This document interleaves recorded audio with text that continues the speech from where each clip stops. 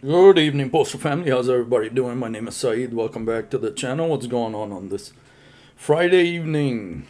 Today's topic I'm covering, of course, the NALC Convention in Los Angeles, day 4. I made the video yesterday about the other 1 to 3 days, and today is strictly day 4, what took place, what didn't take place. So we'll get to that in a moment. First, if you're new to the channel, my name is Saeed. Postal content is what I do, love to do. Thanks everybody for all the support. Keep giving me the thumbs up, smash that hype button.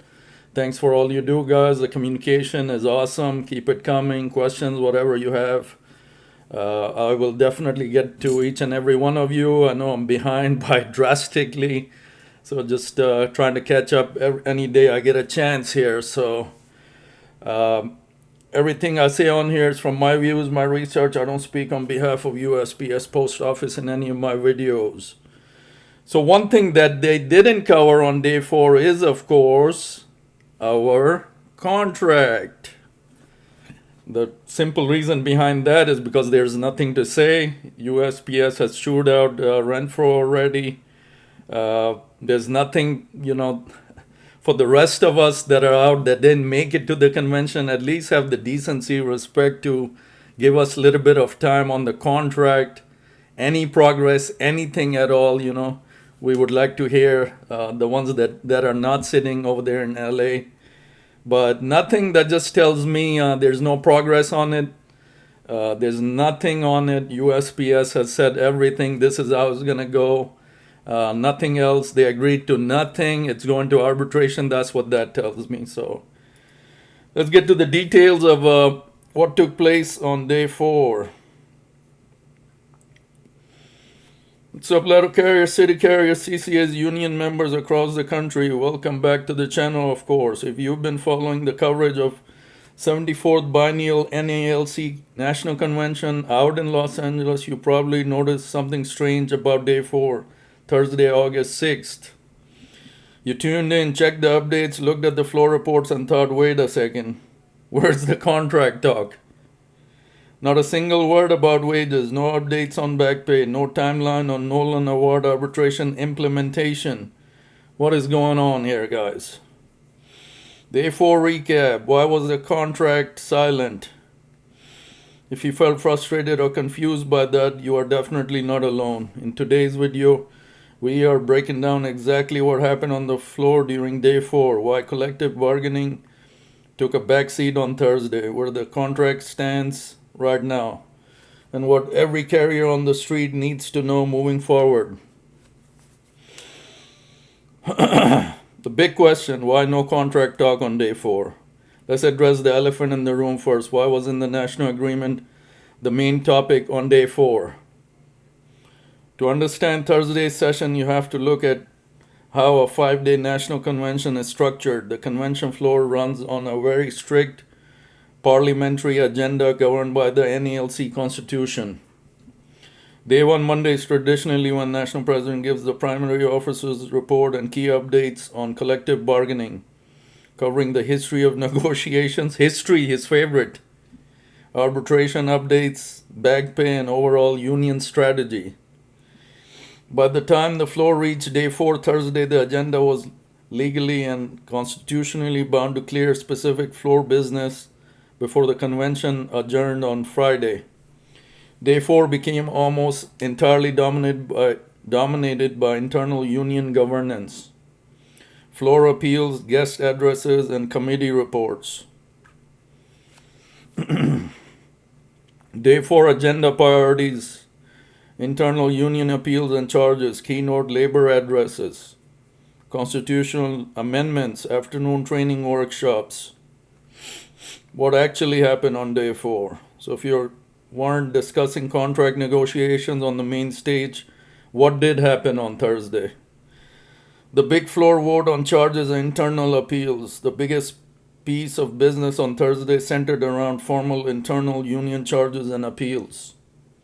Delegates took to the floor to debate and vote on charges that had been brought against National President Brian Renfro regarding Executive Council decisions from April 2025.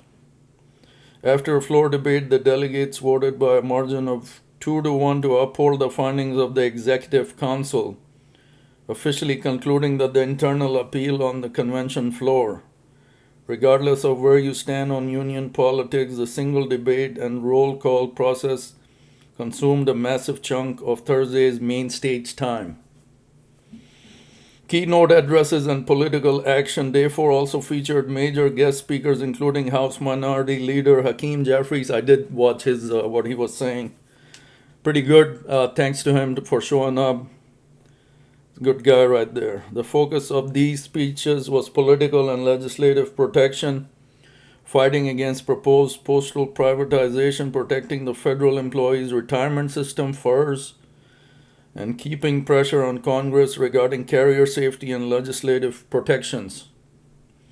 Number 3, constitutional amendments and resolutions. The delegates spent hours working through recommendations from the Constitutional Amendments Committee and the General Resolutions Committee, voting on how internal union rules, branch structures, and national funds like the band fund and convention city logistics are managed going forward.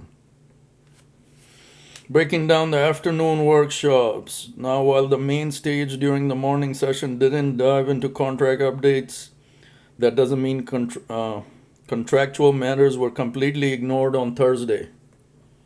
During the afternoon educational workshops, delegates participated in deep dive training sessions that directly affect your day-to-day work on the route. Day 4 workshop topics: route evaluations, tier rep updates, Article 8 overtime and mandating rights, Formal A and Step B grievance strategy, NALC University online training.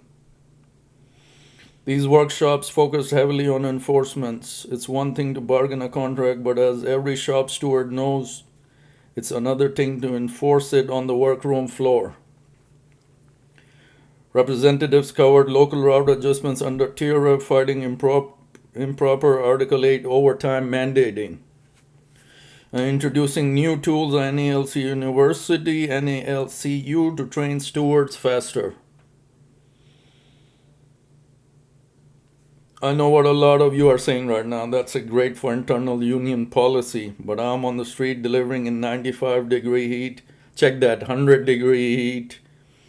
I want to know about my pay scale, my back pay, and when this whole contract situation gets settled. And that frustration is 100% valid. Carriers across the country have been waiting through a long process from the initial 2023 to 2026 bargaining cycle, through the rejection of previous tentative agreements into binding national arbitration under arbitrator Nolan, and through the implementation of new wage scales and back pay calculations. The reality of day 4 is that no new bargaining announcement was made because national arbitration decisions and implementation timelines operate on a set legal schedule, independent of the convention daily floor schedule. In other words, whenever the arbitrator gets a chance, he schedules for us, and then we move forward. We went through this last year. It didn't get us nothing but 1% increase, so the bottom line. The status updates provided earlier in the week stand. The union's legal team and bargaining committee are pushing through the final binding processes and administrative rollouts for back pay and the Postal Service. Look ahead to tomorrow, day 5, final thoughts. As the convention wraps up with day 5 on Friday, the agenda moves into formal nominations for national office AFL CIO delegates, along with the final committee reports and closing business. Here's the bottom line takeaway for day 4. Thursday was a day for internal governance, setting union disputes, and political strategy. If you didn't hear contract news on day 4, it isn't because the contract isn't happening, it's because the convention had to fulfill its constitutional duty to vote on internal charges, pass resolutions, and clear the docket. So in other words, other things that are on the Constitution that take place in conventions, more important than the contract. So what do you think about day 4? You guys know what to do. You always share your thoughts, and put your thoughts down. What do you think? We didn't hear anything about the contract again in day 4. I know it's frustrating right there with you guys. So we can only look forward to arbitration. Hopefully everything is taken care of. And this time around, keep your fingers crossed, the arbitrator goes with us and gives us a decent increase. I know I gotta say highly unlikely, but there's always that hope. There's always that chance, right? Pray hard always for us and what's gonna happen with this contract, this Renfro's final, and look forward to the new president, Henry or Mike Cariff. Like I said in yesterday's video, I can't wait for the ballots to get here, start voting, start progressing towards that new president. So anyway, that's it for day 4. A whole lot of inside stuff, governance, talking about grievances, disputes, route adjustments, that kind of thing, internal business that the Constitution says got to be taken care of. Article 8, overtime mandating rights, route evaluations, grievance strategy, NALC University, all that good stuff. So what I've read through in this topic of day 4. So all good stuff. I mean, that's what's going down over there with our fellow NALC members in the convention in Los Angeles. So we'll see what happens. And in other news, our Postmaster General had written a letter crying about don't take away his bonuses.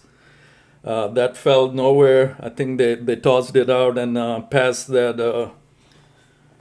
bill. That bill is already passed, so the letter he wrote was useless. So it's passed now.